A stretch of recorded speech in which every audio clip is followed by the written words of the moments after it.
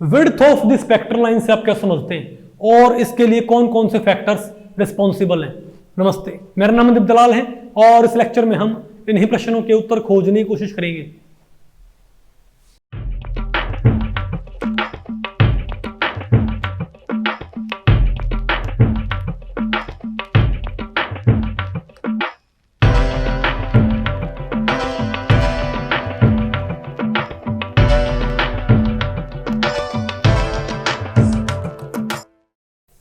Okay, तो भाई आज हमें क्या पढ़ना है, width of the spectral line. तो भाई इस टॉपिक को हमने टोटल 4 सेक्शंस में डिवाइड किया हुआ। पहले हम क्या पढ़ेंगे, definition of width of spectral line, फिर हम क्या पढ़ेंगे, कोलिजन ब्रॉडनिंग, फिर क्या होगा हमारे पास डॉपलर ब्रॉडनिंग और लास्ट में नेचुरल ब्रॉडनिंग।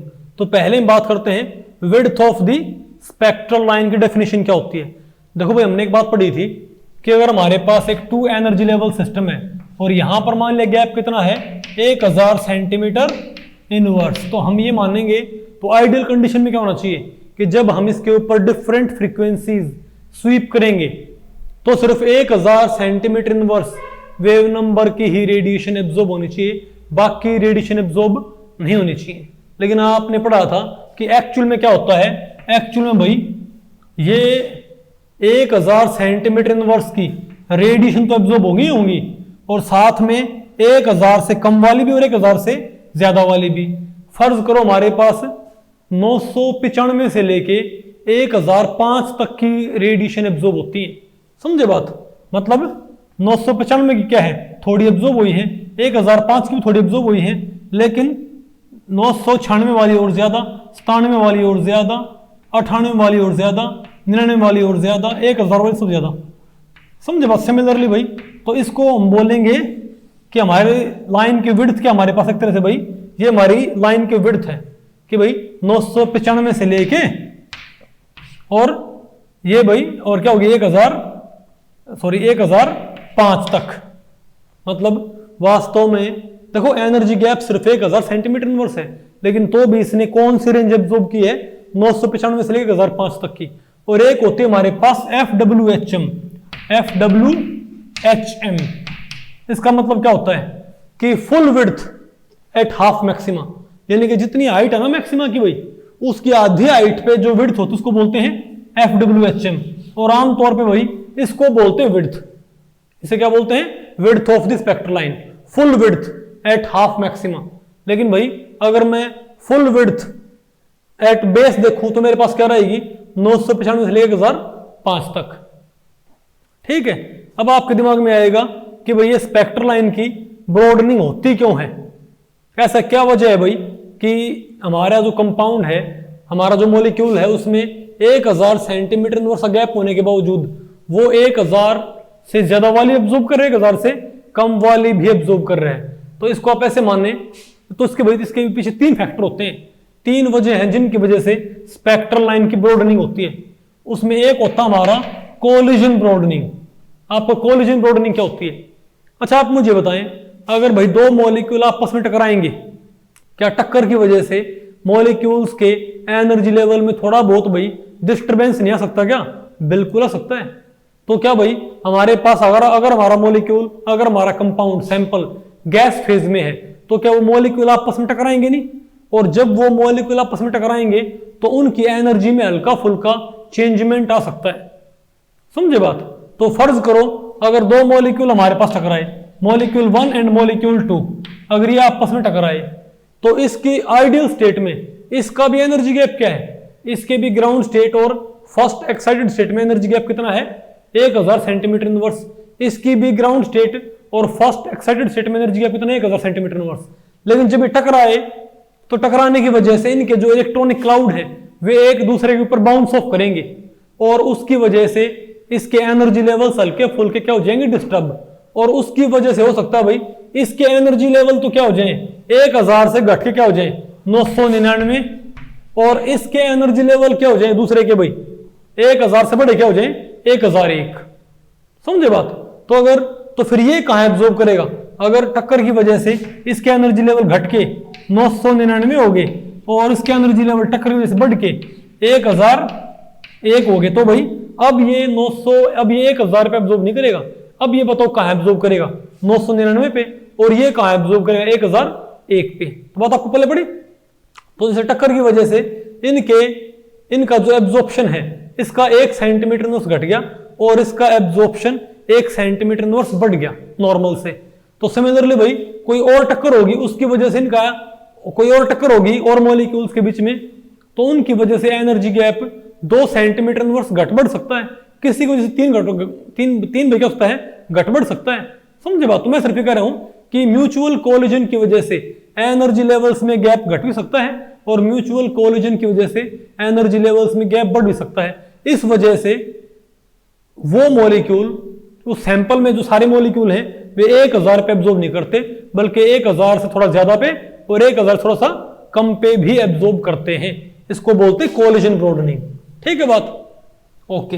अब दूसरा फैक्टर हम पढ़ते हैं, डॉपलर ब्रॉडनिंग। क्या? Doppler broadening. आप कहोगे डॉपलर ब्रॉडनिंग क्या होती है? देखो, अब आप ये मानो कोलिजन ब्रॉडनिंग नहीं है, और कोलिजन ब्रॉडनिंग को आपको पता है खत्म कर सकते हैं कैसे? आप सैंपल को सॉलिड फेज में ले लो, तो सॉलिड फेज में लेने पर भाई म्यूचुअल कोलिजन तो पॉसिबल है नहीं, तो कोलिजन ब्रॉडनिंग खत्म हो जाएगी। अच्छा, अब हमारे पास क्या है? Doppler broadening. अब डॉपलर ब्रॉडनिंग क्या होती है? क्या आपने भाई डॉपलर इफेक्ट पढ़ा है? डॉपलर इफेक्ट क्या बोलता है?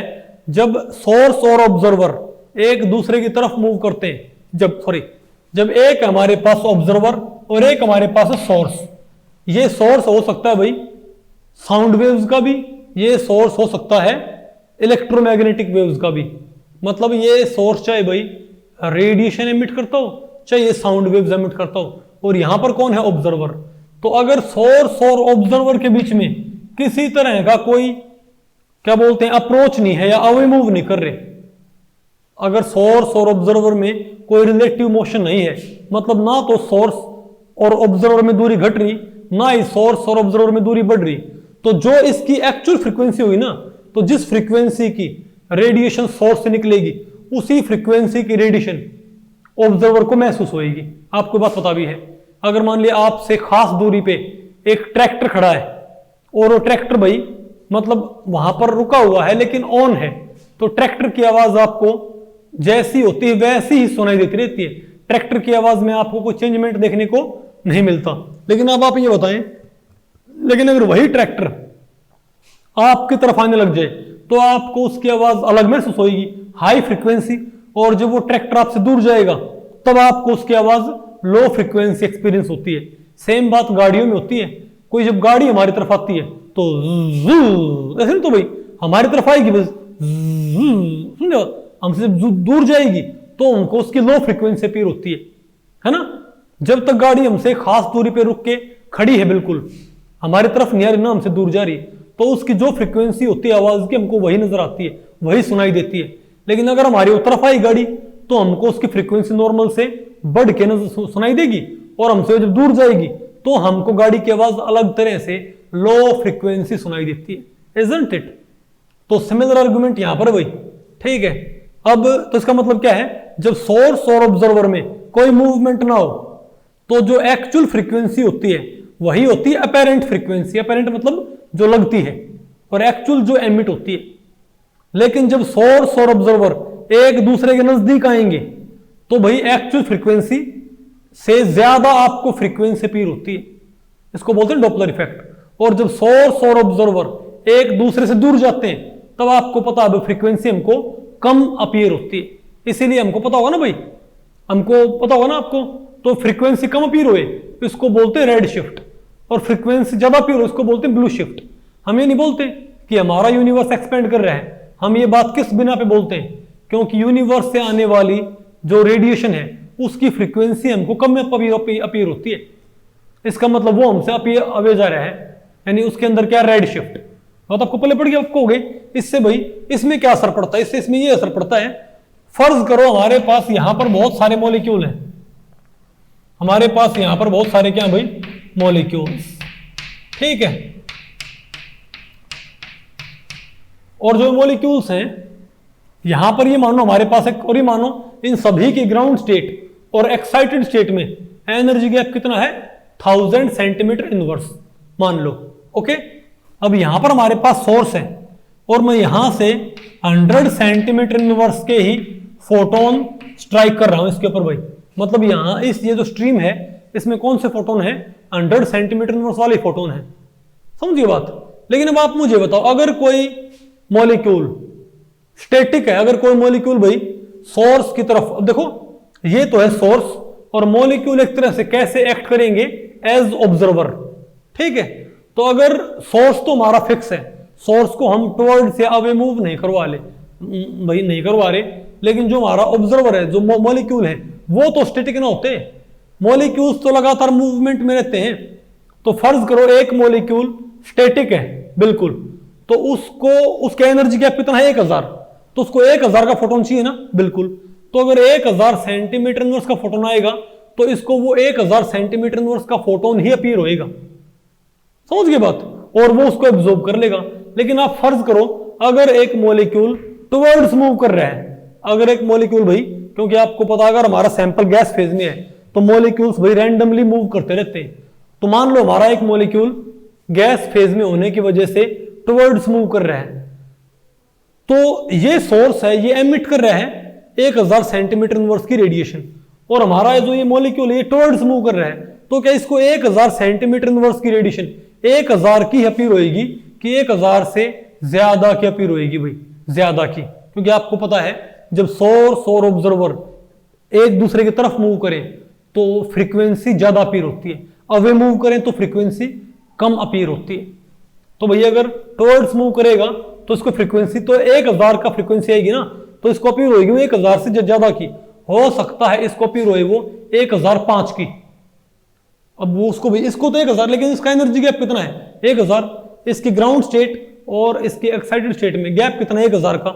अब हम इसके ऊपर 1000 का फोटोन मार रहे हैं, लेकिन क्योंकि ये उसकी तरफ मूव कर रहा था तो उसको उसकी फ्रीक्वेंसी क्या अपीयर होगी 1005 की, तो उसको एब्जॉर्ब नहीं करेगा।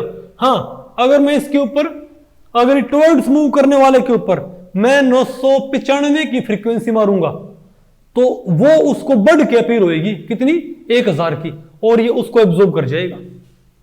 बात आपको पहले पड़ गई भाई। देखो, और मैं आपको बताऊं तो सिमिलरली अगर कोई मॉलिक्यूल अवे मूव कर रहा है, अगर कोई मॉलिक्यूल बहुत स्पीड से अवे मूव कर रहा है, ठीक है, तो इसको बताओ क्या होगी।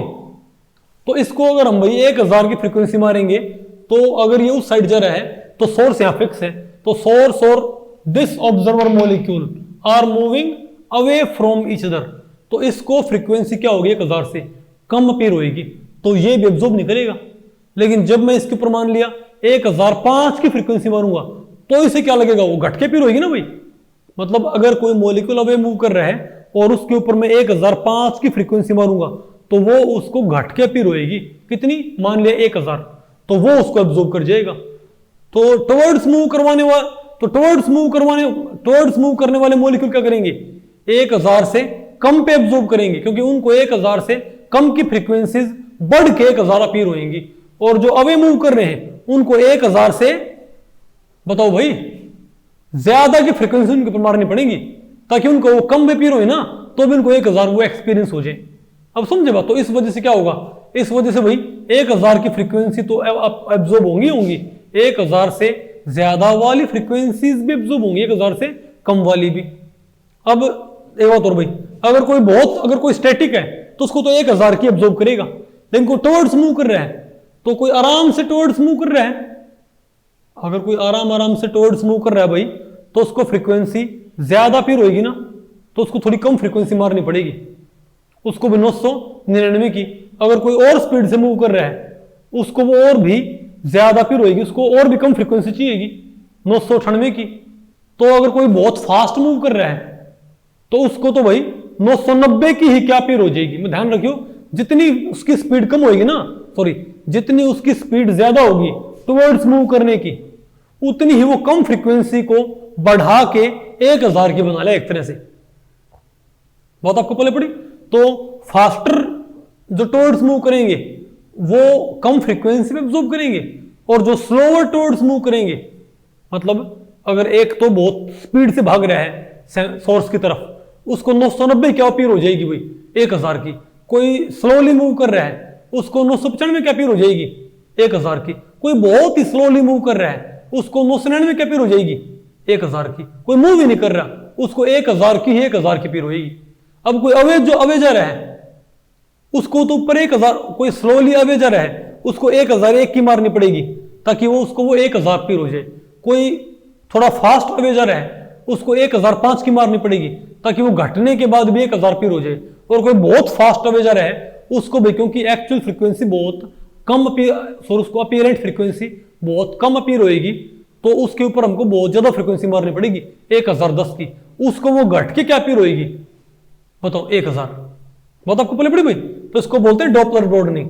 और क्योंकि भाई तो आप समझ गए बात, यानी कि जो स्टैटिक है उनको तो 1000 की अपीयर होएगी, लेकिन जो टुवर्ड्स मूव कर रहे हैं उनको 1000 से, क्योंकि 1000 की रेडिएशन उनको 1000 से ज्यादा की अपीयर होने वाली है, तो उनके ऊपर हमको 1000 से कम की मारनी पड़ेगी ताकि वो बढ़ के 1000 की अपीयर हो जाए। तो टुवर्ड्स मूव करने वाले क्या करेंगे 1000 से, देखो एनर्जी गैप सबका 1000 ही है, समझे बात। वो तो मैंने क्या देखा भाई कि टुवर्ड्स मूव करने वाले क्या करेंगे 1000 से कम पे एब्जॉर्ब करेंगे और अवे मूव करने वाले 1000 से ज्यादा पे एब्जॉर्ब करेंगे। इसीलिए हमको क्या मिलेगी एक रेंज ऑफ फ्रीक्वेंसी, मतलब आपको 1990 से लेके और 1010 की रेंज आपको देखने को मिलेगी। तो बताओ, मान ले भाई कोलिजन ब्रॉडनिंग ने कितनी ब्रॉडनिंग की थी ±5 की, इसने कितनी ब्रॉडनिंग कर दी ±10 की। तो अभी तक टोटल ब्रॉडनिंग मेरे पास मान ले क्या हो चुकी है ±15 की। कितनी भाई ±15 की। तो आपको पहले पड़ी नहीं, आपको समझ? ओके ठीक है भाई। अब बताओ हम क्या पढ़ते हैं। अब लास्ट में हमारे पास क्या है, देखो मैं यहां पर मैंने भाई एक एग्जांपल दे रखा है ये, ठीक है, कि अगर कोई मूवमेंट ना हो सोर्स और ऑब्जर्वर में, अगर सोर्स और ऑब्जर्वर में कोई मूवमेंट ना हो तो अपैरेंट फ्रीक्वेंसी एक्चुअल फ्रीक्वेंसी बराबर होगी। टुवर्ड्स मूव करें, एक दूसरे की तरफ अप्रोच करेंगे तो फ्रीक्वेंसी ज्यादा अपीयर होगी, अवे मूव करेंगे तो फ्रीक्वेंसी कम अपीयर होगी। ठीक है, अब बताओ क्या हमारे पास भाई नेचुरल ब्रॉडनिंग। अच्छा बताओ, अगर हम किसी तरीके से कोलिजन ब्रॉडनिंग को भी और डॉपलर ब्रॉडनिंग को भी हम खत्म कर दें तो क्या तब भी सिग्नल, क्या तब तो हमारे पास अब क्या हो गई, हमारे पास क्या आना चाहिए भाई बिल्कुल शार्प सिग्नल, है ना। लेकिन तब भी भाई शार्प सिग्नल नहीं आएगा, तब भी हमको एक, अगर हमारे पास ये गैप कितना है, ये एनर्जी क्या है 3000 और ये एनर्जी क्या है मेरे पास 4000, ये मानो ग्राउंड स्टेट की एनर्जी क्या है 3000 सेंटीमीटर इनवर्स, एक्साइटेड स्टेट की एनर्जी क्या है मेरे पास 4000 सेंटीमीटर इनवर्स। तो ये गैप कितना है 1000 का ना। अब तो आप कहोगे कि अब तो पक्का क्या होना चाहिए, अब तो भाई 1000 का फोटोन ही क्या होना चाहिए एब्जॉर्ब होना चाहिए भाई। लेकिन अभी भी 1000 से कम और ज्यादा के एब्जॉर्ब हो सकते हैं। आप कहोगे ऐसे कैसे, इसके लिए भाई आप रिकॉल करो Heisenberg uncertainty principle. Heisenberg uncertainty भाई पोजीशन टाइम अनसर्टेनिटी नहीं, मैंने आपको क्वांटम मैकेनिक्स मैंने आपको पढ़ाया था। एक हमारे पास होती है एनर्जी टाइम अनसर्टेनिटी, और एनर्जी टाइम अनसर्टेनिटी क्या होती है भाई, ये होती है delta E dot delta T, ये होता है तकरीबन h/2π के बराबर, जहां पर h आपको पता है भाई प्लैंक्स कांस्टेंट, 2 आपको पता है, पाई आपको पता है, और यहां पर t पता क्या है, ये है life time of A state, और ये क्या है अनसर्टेनिटी इन एनर्जी। ये क्या है भाई अनसर्टेनिटी इन एनर्जी। तो आप ये देखो, अगर आपने बताओ क्या पुट कर दिया भाई, ध्यान रखिए जूल में आएगा, ये आएगा बताओ किसमें, जूल में। आप इसको इजीली बताओ भाई किस में कन्वर्ट कर सकते हो। पहले बताओ एक काम करो आप, अच्छा आप ये बताओ अगर मैं डेल्टा टी को साइड फेंक दूं तो मेरे पास डेल्टा ई बताओ क्या आएगा। ये है एनर्जी अनसर्टेनिटी किसी लेवल के अंदर, किसी क्वांटम लेवल के अंदर अनसर्टेनिटी एनर्जी की कितनी होती है h/2π और डेल्टा टी। अब डेल्टा टी क्या होता है, डेल्टा टी होता है भाई एक तरह से life time of the state. तो आप ये बताओ कि ग्राउंड स्टेट का लाइफ टाइम कितना होता है इनफाइनाइट। आपको पता भाई ग्राउंड क्वांटम स्टेट का लाइफ टाइम कितना होता है इनफाइनाइट, तो इसका लाइफ टाइम इनफाइनाइट होता है। तो अगर आपने यहां पर इनफाइनाइट पुट किया तो ग्राउंड स्टेट की एनर्जी अनसर्टेनिटी क्या आएगी 0, मतलब ग्राउंड स्टेट में कोई अनसर्टेनिटी नहीं होती। ग्राउंड स्टेट में क्या होगा, यानी 3000 प्लस माइनस क्या होगा मेरे पास 3000 प्लस माइनस क्या आएगा मेरे पास, 0 आएगा। यानी 3000 से इसकी एनर्जी 3000 ना, तो मेरे पास ये एनर्जी आएगी जूल में, मेरे पास एनर्जी अनसर्टेनिटी आएगी जूल में। ठीक है बात। तो एनर्जी अनसर्टेनिटी आपको जूल में आ गई, जूल को आप किस में कन्वर्ट कर लियो, वेव नंबर में, और वेव नंबर को फिर आप यहां पुट कर दियो भाई। लेकिन भाई अगर ये इनफाइनाइट पुट करने पर अगर जूल में ही एनर्जी अनसर्टेनिटी 0 आएगी, तो वेव नंबर में भी एनर्जी अनसर्टेनिटी 0 ही आनी है। इसका मतलब ये लेवल बिल्कुल फ्लक्चुएट नहीं करता, इसकी एनर्जी 3000 ना, तो 3000 ही रहती है। ओके। लेकिन दूसरी तरफ अगर मान लिया आपको पता भाई अब एक्साइटेड स्टेट का लाइफ टाइम कभी भी इनफाइनाइट नहीं होता। देखो आप भाई सिंपल सी बात है, कोई भी चीज मान लिया गुस्से को हम क्या मान ले, एक्साइटेड स्टेट, तो क्या कोई इंसान भाई हमेशा गुस्से में रह सकता है क्या, नहीं भाई, कोई इंसान हमेशा गुस्से में नहीं रह सकता। गुस्से की भी एक क्या बोलते हैं, एक टाइम होता है, यानी एक्साइटेड स्टेट का एक फाइनाइट टाइम होता है। तो अगर आपने एक्साइटेड स्टेट का अपने टाइम पुट कर दिया, तो वो टाइम भाई नॉन जीरो आएगा ना, तो वो टाइम नॉन जीरो आपने पुट कर दिया। मान लिया किसी का लाइफ टाइम जो भी है वो आपने यहां पुट कर दिया, तो हमारे पास h/2 pi into that time, तो मेरे पास क्या आएगी, एनर्जी की अनसर्टेनिटी। तो मान लिया डेल्टा ई मेरे पास जूल में आ गया। अब उस डेल्टा ई को, डेल्टा ई क्या होता है तो मेरे पास ये क्या होता है, ये होता है एच न्यू। बोलो भाई क्या होता है मेरे पास, ये एच न्यू। अब तो न्यू क्या होता है हमारे पास, इसको आप बोलो H delta nu, H delta nu. और डेल्टा न्यू क्या हो जाएगा बताओ, डेल्टा न्यू वो तो क्या हो जाएगा, न्यू क्या, सी बाई लेमडा, तो सी बाई लेमडा। अरे बोलो भाई, तो सी और 1 बाई लेमडा क्या होता है, न्यू बार, तो delta H C delta nu bar. तो हमको पता है कि मेरे पास जो ये एनर्जी अनसर्टेनिटी आएगी ना, यानी इस स्टेट का आप क्या पुट कर दियो, लाइफ टाइम। इसका लाइफ टाइम जितने सेकंड हो ना, जितने सेकंड इस स्टेट का लाइफ टाइम हो वो यहां पुट कर दियो, तो आपके पास क्या जाएगी, इस स्टेट में एनर्जी अनसर्टेनिटी। जो एनर्जी अनसर्टेनिटी आई ना, क्योंकि अब एनर्जी मेरे पास जूल में नहीं वेव नंबर में है, तो आपने अनसर्टेनिटी भी आपने किस में निकालनी पड़ेगी, वेव नंबर में। वो हम कैसे निकालेंगे कि मेरे पास जो अनसर्टेनिटी इन एनर्जी आएगी ना जूल में, उसको मैं एच सी से भाग कर दूंगा, तो मेरे पास अनसर्टेनिटी इन वेव नंबर आ जाएगी भाई। बात आपको पहले पड़ी। अब फर्ज करो ये आ गई, तो फर्ज करो इस स्टेट का लाइफ टाइम यहां पुट कर दिया, और मेरे पास डेल्टा ई आ गया, और डेल्टा ई को मैंने एच सी से भाग कर दिया, तो मेरे पास क्या आ गया, वेव नंबर की टर्म्स में अनसर्टेनिटी। अब ये मानो कि वेव नंबर की टर्म्स में जो अनसर्टेनिटी है वो आई मेरे पास, ये मानो भाई वो मेरे पास आ गई 10 की, कितनी बताओ भाई, 10 की आ गई। इसका मतलब क्या है कि ये लेवल वास्तव में फिक्स नहीं है।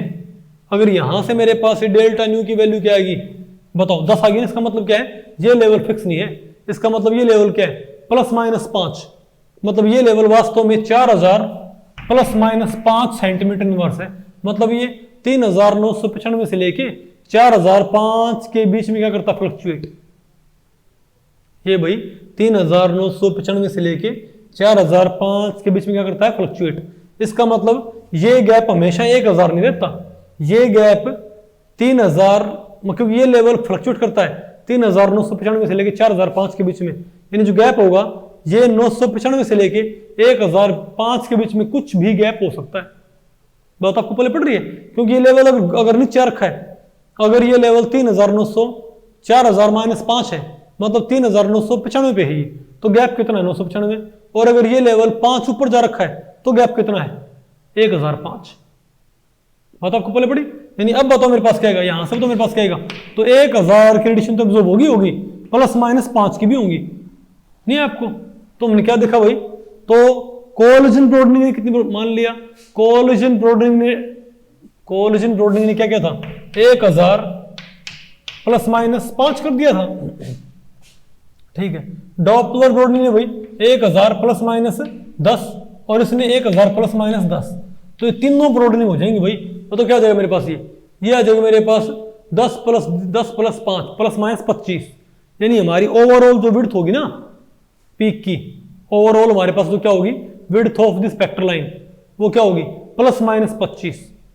मतलब ये 975 सेंटीमीटर इनवर्स से लेके, यानी जो हमारी पीक होएगी वो 975 सेंटीमीटर इनवर्स से लेके 1025 सेंटीमीटर इनवर्स की रेंज तक फैली होगी, जिसमें ±5 किसने इनकॉर्पोरेट किया है बताओ?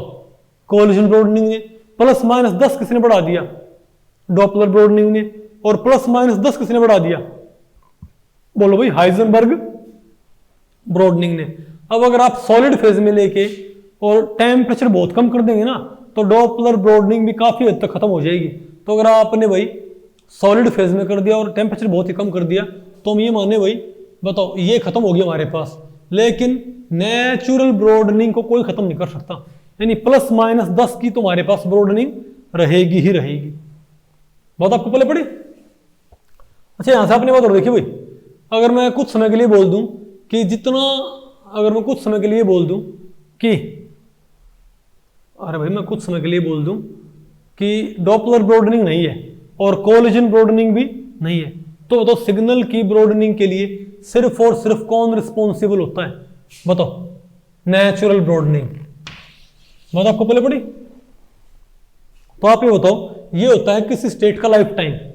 तो यहां से आपको पता लग जाएगा कि किसी स्टेट का लाइफ टाइम, तो यहां से आपको लग रहा होगा कि सिग्नल की अनसर्टेनिटी इन, अरे भाई तो आपको लगेगा कि तो जितनी ज्यादा हमारे पास क्या आएगी लाइफ टाइम, हमारे पास जितना कम होगा, यानी एक्साइटेड स्टेट का लाइफ टाइम जितना हमारे पास कम होगा। देखो डेल्टा ई क्या है मेरे पास, तो डेल्टा ई की वैल्यू मेरे पास क्या है?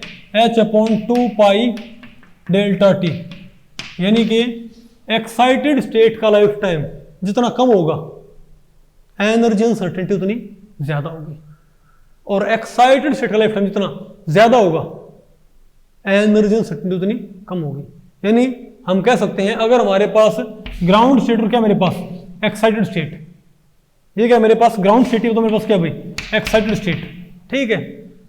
अगर इसके अंदर, अगर इस स्टेट का लाइफ टाइम, देखो यहां पर देखो एक होता हमारे पास रेजोनेंस। रेजोनेंस का मतलब क्या होता है कि पार्टिकल्स को यहां से यहां भेजना। एक होता है रिलैक्सेशन, मतलब पार्टिकल्स को वापस यहां से यहां पर आना।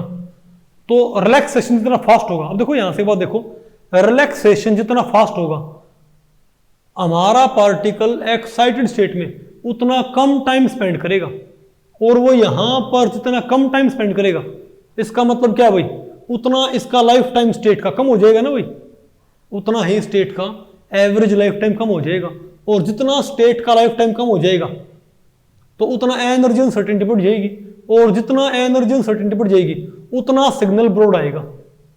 समझो तुम क्या बोलेंगे कि जितना क्या होता है फास्टर रिलैक्सेशन उतना ब्रॉड सिग्नल, जितना स्लोअर रिलैक्सेशन उतना, बोलो भाई, शार्प सिग्नल। अगर रिलैक्सेशन स्लोअर है तो शार्प सिग्नल, रिलैक्सेशन फास्टर है, क्योंकि भाई अगर रिलैक्सेशन स्लोअर है, अगर पार्टिकल इजीली रिलैक्स नहीं होते तो वहां पर वो काफी टाइम स्पेंड करेंगे, यानी इस स्टेट के अंदर पार्टिकल का लाइफ टाइम बढ़ जाएगा, और इस स्टेट का लाइफ टाइम बढ़ गया तो भाई एनर्जी अनसर्टेनिटी क्या होगी, घट जाएगी। एनर्जी अनसर्टेनिटी घट गई, इसका मतलब ये लेवल क्या है, शार्पली डिफाइंड, यानी ये एनर्जी लेवल बहुत आसानी से फ्लक्चुएट, बहुत थोड़ा क्या करता है फ्लक्चुएट। बात आपको पहले पड़ गई? तो भाई यहां से हम कहने का डेल्टा न्यू, तो भाई आगे आपको ये, अच्छा एक बात और, ये तो भाई एक तरह के स्पेक्ट्रा के लिए है, यानी अगर हमारे पास बताओ क्या हो, अच्छा एक हमारे पास होती है, अच्छा सिग्नल की शार्पनेस को भाई लेकिन डिफाइन करने का एक, देखो ये तो हमारे पास एक तरह के स्पेक्ट्रा में था। अगर हमारे पास भाई एनएमआर है, सॉरी हमारे पास मान लिया भाई यूवी है, या हमारे पास विजिबल है, या हमारे पास वाइब्रेशन स्पेक्ट्रा, वो तो एक तरह के स्पेक्ट्रा में है। लेकिन अगर आप एक से ज्यादा तरह के स्पेक्ट्रा में म्यूचुअली स्पेक्ट्रल लाइन की शार्पनेस कंपेयर करना चाहो ना, तो आपने रिलेटिव लाइन विड्थ कंपेयर करनी पड़ती है। क्या डेल्टा ई क्या था मेरे पास, delta E dot delta T क्या है, 10 की पावर माइनस 34। अरे भाई h/2 पाई, h की मैंने वैल्यू पुट कर दी और 2 पाई से मैंने भाग कर दिया, तो ये अप्रोक्सीमेटली क्या आएगा, 10 की पावर माइनस 34। h/2 पाई का रफ एस्टिमेट क्या होता है, 10 की पावर माइनस 34। अब डेल्टा ई क्या होता है बताओ भाई, H delta nu dot delta T 10 की पावर माइनस 34। तो यहां पर अनसर्टेनिटी क्या है, जूल में नहीं है, अभी हर्ट्ज में है। तो डेल्टा न्यू बताओ मेरे पास क्या होता है, 10 की पावर माइनस 34 बटे एच डेल्टा टी। तो इससे मेरे पास क्या आएगी, इसको बोलते हैं अनसर्टेनिटी, समझे बात। लेकिन सिग्नल के आपने शार्पनेस पे कमेंट करना हो ना, तो आपने क्या करना पड़ेगा, आपने सिर्फ डेल्टा न्यू नहीं, आपने डेल्टा न्यू बाई न्यू से बताना पड़ेगा, डेल्टा न्यू बाई न्यू से। यानी कि uncertainty in excited level divided by ये क्या होता है, ये होता है ग्राउंड स्टेट और एक्साइटेड स्टेट के बीच का एनर्जी गैप। नहीं है आपको, इसको मैं ऐसे आपको बताता हूं भाई। अगर कोई ये कह दे हमारे पास 3 सिस्टम है, हमारे पास 3 सिस्टम है, इनमें एनर्जी गैप है 10 की पावर 18, इसमें एनर्जी गैप है मान लिया 10 की पावर 6, और यहां एनर्जी गैप क्या है 10 की पावर 3 हर्ट्ज। ये मानो भाई हमारे पास ये 3 सिस्टम है, हमारे पास 3 तरह के ये एनर्जी लेवल्स हैं। इन 2 एनर्जी लेवल्स में गैप क्या है 10 की पावर 18 हर्ट्ज, यहां पर 10 की पावर 6 हर्ट्ज, यहां 10 की पावर 3 हर्ट्ज। ठीक है, ये है न्यू की वैल्यू, ये क्या भाई न्यू की वैल्यू ये। अब मैं ये कहूं, अगर मैंने, अब आपको पता भाई ग्राउंड स्टेट का लाइफ टाइम, भाई ये भी क्या है ground state excited state, ground state excited, ground state excited, ये अलग अलग तरह के सिस्टम है। ठीक है बात।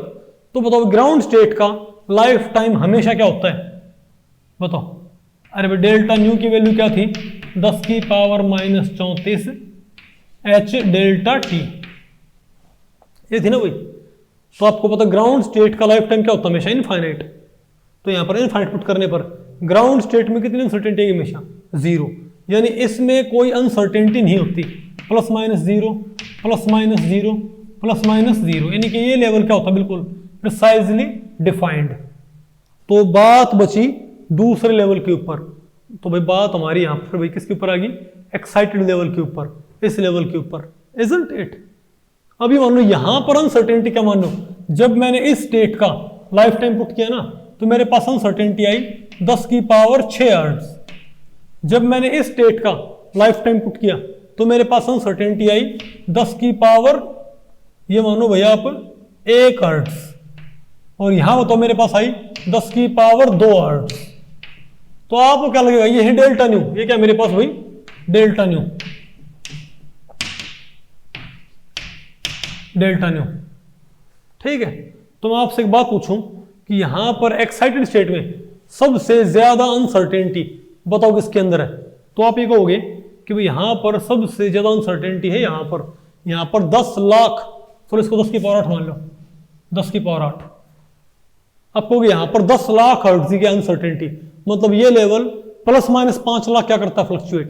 ये बताओ मेरे पास क्या है, ये 10 की पावर 1 हर्ट्ज है ना, इसका मतलब ये लेवल क्या बताओ भाई, ये प्लस माइनस 5 हर्ट्ज, और 10 की पावर 2 हर्ट्ज है, मतलब 100 हर्ट्ज है, ये प्लस माइनस 50 हर्ट्ज। इसका मतलब ये लेवल करता फ्लक्चुएट 10, ये लेवल करता भाई, ये लेवल क्या करता है प्लस माइनस 5 लाख ऊपर नीचे, ये प्लस माइनस 5, ये प्लस माइनस 50।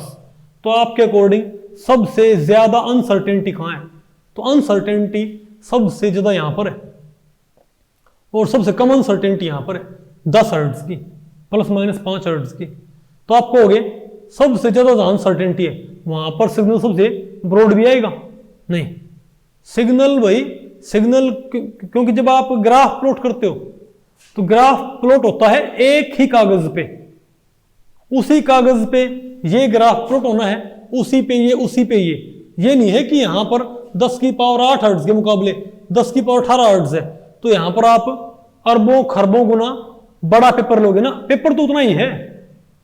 तो ध्यान रखियो, सिग्नल की शार्पनेस आपने कमेंट करना पड़ जाए ना, तो रिलेटिव अनसर्टेनिटी चेक करते हैं। अगर ये गैप 10 की पावर 18 हर्ट्ज है, यहां पर 10 की पावर 6 हर्ट्ज की अनसर्टेनिटी है, सबसे ज्यादा अनसर्टेनिटी, लेकिन है कितने पे 10 की पावर 18 हर्ट्ज पे। तो अगर ये गैप 1 हर्ट्ज होता तो आप रिलेटिवली चेक करो भाई, रिलेटिवली चेक करो, अगर इन तीनों में एक सा गैप होता तब इनमें अनसर्टेनिटी क्या होती, उससे हमको पता लगेगा सबसे शार्पेस्ट सिग्नल कहां पर आएंगे। बताओ यहां पर क्या बोलेंगे, यहां पर हम बोलेंगे 10 की पावर 6 हर्ट्ज की अनसर्टेनिटी है, बताओ सॉरी अगर गैप, यहां हम क्या बोलेंगे, अगर गैप कितना बताओ, यहां पर गैप कितना है 10 की पावर 18 हर्ट्ज गैप है, तो अनसर्टेनिटी 10 की पावर 6 की। अगर गैप 1 होता तो 10 की पावर 6 बाई 10 की पावर 18, 10 की पावर -12, समझे बात।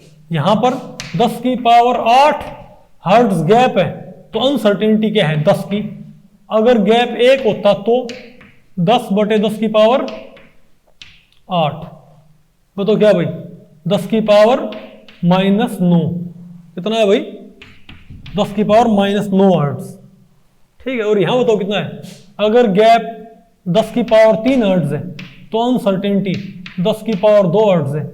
अगर गैप 1 होता तो 100 बटे 1000, बताओ कितना नोज है, तो बताओ 0.1 हर्ट्ज। अब आप मुझे बताओ ये तो क्या 10 की पावर -12, ये 10 की पावर -9, और ये क्या है 10 की पावर -1, तो सबसे बड़ा नंबर कौन सा इनमें, ये भाई ये है 0.1। ये बताओ क्या हमारे पास 0.00000001 नहीं आपको भाई। तो रिलेटिव अनसर्टेनिटी, तो ये क्या बताओ क्या है 0. बोलो भाई, मतलब ये लेवल 0.1 2 3 4 5 6 7 8 9 10 11 12, इस पे तो ये अनसर्टेनिटी है। ये यहां बताओ क्या ही है, यहां ये है 0.1 2 3 4 5 6 7 8 9, और यहां बताओ क्या है मेरे पास, बताओ 0.1 नहीं है आपको। अब बताओ भाई अगर इनमें एक सा गैप होता, अगर इनमें एक सा गैप होता तब अनसर्टेनिटी सबसे कम कहां पर है, देखो भाई इसमें आई है जिसमें एब्सोल्यूट अनसर्टेनिटी सबसे ज्यादा थी, उसमें रिलेटिव अनसर्टेनिटी सबसे कम है, समझे बात। और रिलेटिव अनसर्टेनिटी से हमको पता लगेगा कि सिग्नल शार्प आएगा कि ब्रॉड आएगा। तो सबसे शार्प सिग्नल कहां पर आएंगे यहाँ पर, क्योंकि अगर मैं इसका आधा कर दूं, इसको 2 से भाग कर दूं, प्लस माइनस हो जाएगा, ये क्या हो जाएगा, ये हो जाएगा 0.00000000005 प्लस माइनस, ये हो जाएगा 0.05 का प्लस माइनस, ये हो जाएगा 0.000000005 प्लस माइनस, समझे मेरी बात। तो ध्यान रखियो भाई, अगर आपसे सिर्फ क्या पूछे कि बताओ भाई अनसर्टेनिटी ज्यादा कहां पर, तुम क्या बोलेंगे, सबसे ज्यादा अनसर्टेनिटी यहां पर, उससे कम अनसर्टेनिटी यहां पर है। यहां पर 10 लाख की अनसर्टेनिटी है, यहां पर 100 हर्ट्ज की अनसर्टेनिटी है, यहां पर 10 हर्ट्ज की अनसर्टेनिटी है। लेकिन आपसे पूछे रिलेटिव अनसर्टेनिटी सबसे ज्यादा कहां पर है, तुम क्या बोलेंगे भाई रिलेटिव अनसर्टेनिटी सबसे ज्यादा ये कहां पर है, यहां पर है 0.1 की, यहां पर 0.000000001, और यहां पर क्या बताओ भाई यहां पर और भी कम अनसर्टेनिटी है। तो जहां पर रिलेटिव अनसर्टेनिटी सबसे कम होगी ना, तो सबसे कम, क्योंकि देखो भाई यहां पर अनसर्टेनिटी 10 लाख की है, लेकिन 10 की पावर 18 पे ही है, बताओ भाई 1 करोड़ खरब हर्ट्ज पे ही है। ये कितने पे है 10 लाख की अनसर्टेनिटी 1 करोड़ खरब हर्ट्ज पे है, समझे बात। यहां पर 10 की अनसर्टेनिटी बताओ क्या है 10 करोड़ पे है, और यहां बताओ क्या है 100 की अनसर्टेनिटी 1000 पे है।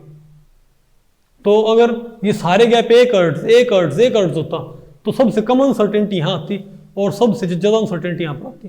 तो सिग्नल की जो शार्पनेस होती है वो डिसाइड होती है रिलेटिव अनसर्टेनिटी से, यानी कि डेल्टा न्यू बाई न्यू से, और डेल्टा न्यू बाई न्यू सबसे कम किसके लिए बताओ भाई, इस सिस्टम के लिए। तो यहां पर सबसे कहेंगे शार्पेस्ट सिग्नल। तो मेरे ख्याल से आपको मेरे ख्याल से width of the spectral line के बारे में आपको काफी बातें पता लग गई, इजंट इट, ठीक है, ओके। अच्छा बताओ, देखो यहां पर क्वेश्चन है, when the life time is हाउड the uncertainty in energy. तो बताओ क्या था भाई, अगर लाइफ टाइम आधा हो जाए तो एनर्जी अनसर्टेनिटी पे क्या असर पड़ेगा, बताओ। अगर लाइफ टाइम आधा हो जाए तो एनर्जी अनसर्टेनिटी का असर पड़ेगा। भाई मैंने आपको बताया था एनर्जी अनसर्टेनिटी क्या करती, डेल्टा ई क्या करता, बताओ 10 की power -34 by H delta T. अगर ये लाइफ टाइम आधा हो गया तो एनर्जी अनसर्टेनिटी डबल हो जाएगी। आ गया ना आपको ये? तो भाई इस लेक्चर में इतना ही। अगर इस लेक्चर के बारे में आपके कुछ प्रश्न या सुझाव हैं तो आप मुझे नीचे कमेंट सेक्शन में पूछ सकते हैं, मैं उनके उत्तर देने की पूरी कोशिश करूंगा। तो ठीक है, मिलते हैं अगले लेक्चर में, तब तक के लिए नमस्ते।